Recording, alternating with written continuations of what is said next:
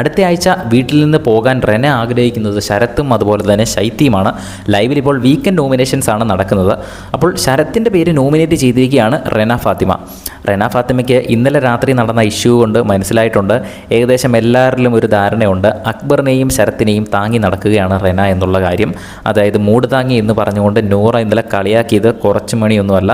അപ്പോൾ അത് പ്രേക്ഷകരിലേക്ക് ഒരുപക്ഷെ പോയിട്ടുണ്ടാവാം എന്ന് റെന ചിന്തിച്ചിട്ടുണ്ടാവാം. അതുകൊണ്ട് അങ്ങനെ ഒരു സംഭവമേ ഇല്ല എന്ന് തെളിയിക്കാൻ വേണ്ടിയിട്ടൊന്നെങ്കിൽ ശരത്തിൻ്റെ പേര് പറഞ്ഞതായിരിക്കാം, അല്ലെങ്കിൽ ജെന്യൂനായിട്ട് തന്നെ ഇന്നലെ ഒരു പ്രശ്നമുണ്ടായപ്പോൾ ശരത്ത് ഒരു മോശം വാക്ക് ഉപയോഗിച്ചു എന്ന് പറഞ്ഞാണ് ശരത്തിനെ നോമിനേറ്റ് ചെയ്തത്. അതൊരു കാരണമായിരിക്കാം. പക്ഷേ എന്തായാലും റെനയുടെ മനസ്സിൽ ശരത്തിനെയും അക്ബറിനെയും മൂട് താങ്ങി നിൽക്കുന്നതായിട്ട് റെനയ്ക്ക് ഓൾറെഡി തോന്നിയിട്ടുണ്ട്. അതിന് റെന നന്ദി പറയേണ്ടത് നൂറയുടെ അടുത്താണ്.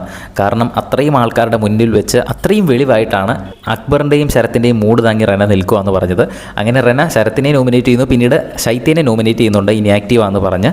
റെന നോമിനേറ്റ് ചെയ്തത് ശൈത്യനെയും അതുപോലെ തന്നെ ശരത്തിനെയുമാണ്. കൂടുതൽ വീഡിയോസിനായിട്ട് ചാനൽ ഒന്ന് സബ്സ്ക്രൈബ് ചെയ്യുക.